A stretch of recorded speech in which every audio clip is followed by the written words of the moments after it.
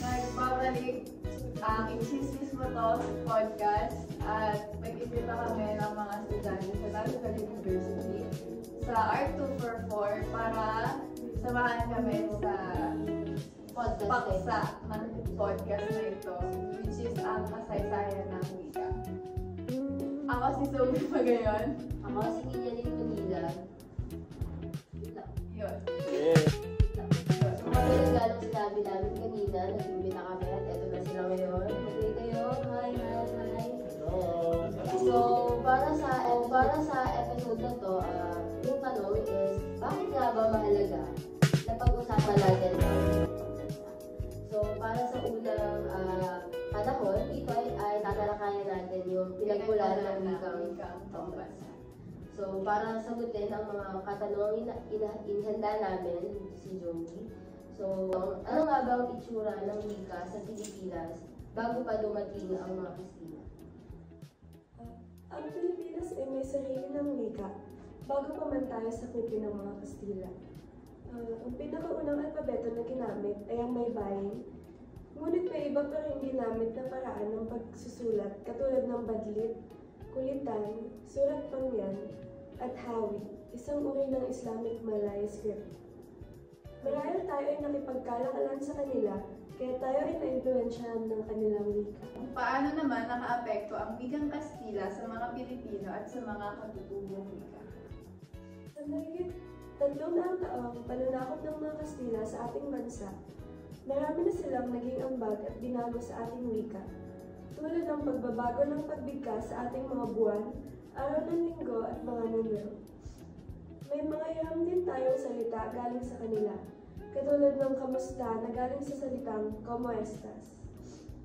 May humusbong rin na bagong wika, katulad ng Chabacano, na halo-halo ng salitang Tagalog, Cebuano, Tausug at iba pa. At lokal na varyasyon ng Tagalog na may makapal na impluensya ng Kastila na tinatawag na Manila Tagalog. Lumako naman tayo sa panahon ng mga Amerikano na sasagutin ni Gab. Bakit naging dominante ang wikang Ingles sa panahon ng mga Amerikano? Naging dominante talaga ang wikang Ingles noong panahon ng Amerikano kasi ginawa nila itong main tool para baguhin ang Pilipinas. Pagdating nila noong 1898, nagpatayo sila ng eskwelahan tapos wikang Ingles agad yung paraan ng pagtuturo nila dahil ginamit din nila ang wikang Ingles sa gobyerno, batas, lalo na sa negosyo. Sa kabila naman ng pagpasok ng Ingles, paano nagsimula ang diskusyon tungkol sa pagkakaroon ng sariling wikang pambansa? Habang unti-unting namuna ang wikang Ingles noong panahon ng mga Amerikano, doon din talaga nagising ang maraming Pilipino sa tanong na, uy, kailangan ba talaga natin ang sarili natin wikang pambansa? Kahit malaking tulong talaga ang wikang Ingles sa eskwelahan at sa pakikipag-usap, ramdam ng mga taong noon na parang may nawawala sa ating mga Pilipino. Kaya kahit malakas yung influence ng mga Amerikano, may mga guro, manunulat at leader na nagsimulang magtanong kung paano tayo magiging totoong bansa kung wala tayong sariling wika. Kaya noong 1935 nang mabuo ang Commonwealth, napagtanto ng mga tao na kung gusto talaga natin magkaisa, kailangan natin ng wikang galing mismo sa atin. 1935, sinama na sa Constitution na dapat pumili at paunlarin ang isang wikang pambansa batay sa mga tutubong wika. Doon na nagsimula yung mas seryosong proseso ng pagbuo ng sarili natin wika. Kasi masyado na tayo na kakain ng mga Amerikano, gano'n ba? So, nabanggit mo na din yung about sa Commonwealth. So, Lumako naman tayo sa panahon ng Commonwealth. Commonwealth. Para kay Sherry, ano ang mandato ng 1935 Constitution tungkol sa pagbuo ng pambansang wika? So, yun nga, no? Ayon sa 1935 Constitution, Artikulo 14, Section 3, ang pagbuo at pagpapatibay ng isang pambansang wika ay inatasan bilang isang pamahalaan sa pamamagitan ng assemblea sa pagsasagawa ng hakbang upang malikha ang wikang nagsisilbing pagkakakilanlan ng nating mamayang Pilipino. Naging mahalaga ito sa provision sapagkat naglalayong pag-isahin ang bansa natin sa kabila ng pagkakaiba ng mga katutubong wika na meron tayo. Itinadhana rin ang wikang pambansa na ibatay sa ating kasalukuyang pananalita upang magkaroon tayo ng mas matibay na pundasyon bilang isang Pilipino. Dahil dito, nagbukas ng daan para sa pagpili at paglinang ng wika na naging simbolo ng pagkakaisa at kasarinlan ng isang bansang Pilipinas. Kaya sa sinabi ko, bakit naman naging batayan ang Tagalog sa wikang pambansa? Piling batayan ng wikang Tagalog dahil ito ang pinakamaraming gumagamit sa bansang Pilipinas, lalo na sa kabiserang lugar na kung saan umiikot ang pamahalaan at kalakalan. Mamamayang Pilipino tayo, gumagamit tayo ng Tagalog sa panitikan, sa gramatika, kaya mas madali itong gawin upang maging isang opisyal na wika. Isa rin ang wikang ito sa ginagamit natin sa ating edukasyon at sa pang-araw-araw na buhay. So bukod dito, marami ring Pilipino, kagaya natin, ang nakakaunawa at nakakapagsalita ng Tagalog, syempre, bukod sa English. At ito rin ang nagsisilbing unang wika. Dahil dito, tinuturing itong pinakamataas sa Tagalog bilang batayan ng ating wikang pambansa. So dahil sa batayan na to, syempre nagtawag dito mga aksyon ang gobyerno. So, ano naman ang naging kahalagahan ng naging proklamasyon ni Pangulong Quezon noong 1937? So, nagsilbi nga daw ang instrumento ang wika natin sa ating bansa. Naging mahalaga ang proklamasyon ni Pangulong Manuel L. Quezon noong 1937 dahil ito nga ang naging silbing wikang pambansa na siyang nagpapatibay sa atin bilang isang Pilipino. Sa paglinlang at paglaganap ng wikang pambansa, sa pag-aaral nito at sa pag-ahensya ng pamahalaan. Nagbigay rin ito sa atin ng direksyon kung saan napagpapatibay ang gramatiko ang ating bokabularyo sa pagtuturo at sa paggamit sa pang-araw-araw. Isa rin ito sa naging simbolo kung saan nagkaroon tayo ng pagkakaisa bilang isang mamayang Pilipino, nabuo ang ating wika, nagkaroon tayo ng iba't ibang klase ng religion. Kumbaga, parang umiikot dito kung paano tayo mabuhay sa Pilipinas. Dahil dito, unti-unting nahuhubog ang ating wikang pambansa para mas maging daan pa sa pagpapatibay ng buong Pilipinas. So, para naman sa panahon ng mga Hapon, nandito si Ate Jessica para sagutin yung mga hinahanap. Paano naman pinalakas ng mga Hapones ang paggamit ng katutubong wika? So sa panahon na ito, pinalakas naman ng mga Hapones ang paggamit sa katutubong wika sa pamamagitan sa paghikayat sa ating mga Pilipino. Pilipino na rin ang ginamit sa pag-aaral at komunikasyon. Nagpatupad sila ng patakaran na magtaguyod sa pamamagitan ng katutubong wika sa edukasyon at komunikasyon. Halimbawa, ipinatupad nila ang paggamit ng mga katutubong wika sa mga paaralan at mga opisyal na dokumento.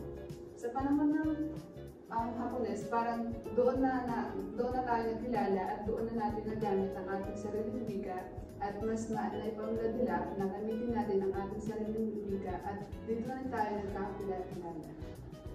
So, yun nga, since sinabi mo na mas ginamit natin ang wikang Pilipino nung panahon ng Hapon, ano ang naging epekto nito sa pagtingin ng mga Pilipino sa sariling wika? Bilang isang Pilipino, lagi tayong isang proud at dahil dito, naging mas proud pa tayo na mga Pilipino sa ating wika at kultura at nagsimula din itong gamitin natin sa iba-ibang mundo at simbolo ng bansang pagkakalanlan. Ang paggamit ng katutubong wika ay naging bahagi ng paglaban at pananakop sa pagtataguyod ng pambansang soberanya. Dahil dito, naging mas mahalaga sa ating mga Pilipino ang paggamit sa sarili nating wika. Dumako naman tayo sa panahon kung saan nagkaroon na nga ng mga independensya ang gobyerno ng mga Pilipino noong panahon ng Pilipino bilang opisyal na wika. Unang katanungan para sa panahon na ito, ano ang dahilan kung bakit pinalitan ang tawag mula Tagalog tungo sa Filipino? Pinalitan ang tawag mula Tagalog tungo sa Filipino upang magkaroon ng isang pambansang wikang hindi nakatali sa isang rehiyon lamang at upang maging mas inklusibo sa lahat ng wika at mamamayan ng Pilipinas. Itinakda ng konstitusyon lalo na noong 1987 na ang Filipino ay dapat maging isang wikang buhay, dinamiko at bukas sa pagkuha ng mga salita mula sa iba't ibang katutubong wika, pati na rin sa mga banyagang wika. Sa ganitong paraan, ang Filipino ay hindi lamang nagugat sa Tagalog, kundi patuloy na lumalawak upang tunay na kumatawan sa buong bansa. Paano naman pinalawak ng 1973 Constitution ang konsepto ng Pilipino bilang wika? Pinalawak ng Constitution ng 1973 ang konsepto ng Pilipino bilang pambansang wika sa pamamagitan ng paglipat mula sa Pilipino na nakabatay sa Tagalog tungo sa Filipino na isang wikang bukas at pinayayaman ng lahat ng wika sa Pilipinas. Ayon sa probisyon nito, ang Pilipino ay dapat paunlarin at payabugin batay sa umiiral na katutubong wika at maging sa mga banyagang wika. Kaya't itinuring itong isang evolving language na patuloy na nagbabago habang ginagamit ng mamamayan sa iba't ibang rehiyon. Pinagtibay din ito na ang mas malawak na paggamit ng Filipino sa edukasyon, komunikasyon at pamahalaan, kaya nagsimula itong gamitin sa paaralan, media, publikasyon at pambansang diskurso. Sa kabuuan, pinalawak ng 1973 Constitution ang pananaw na ang Filipino ay buhay, pambansang wikang binubuo at pinagyayaman ng buong sambayan ng Pilipinas. Dahil sa mga impormasyon na sinabi mo, ano naman ang sinabi ng 1987 Constitution tungkol sa Filipino at Ingles bilang opisyal na wika sa bansa?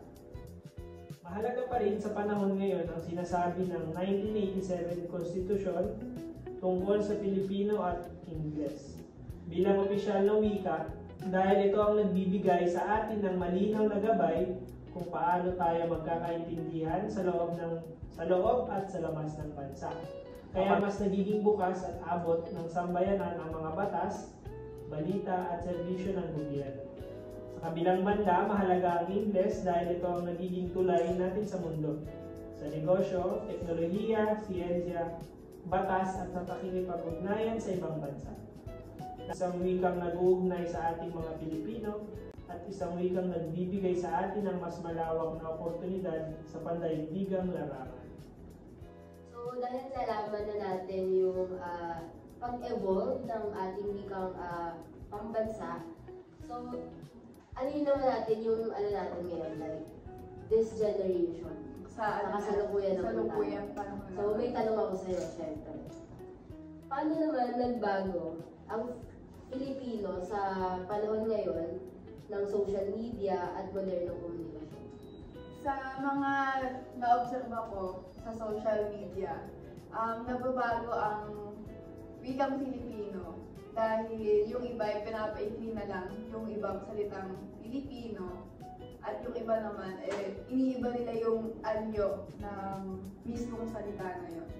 So medyo nawawala yung totoong kahalagahan niya o kaya yung totoong meaning niya, kumbaga. Modernong komunikasyon naman, nababago ang wikang Filipino dahil sinasamahan na natin ito ng wikang Ingles.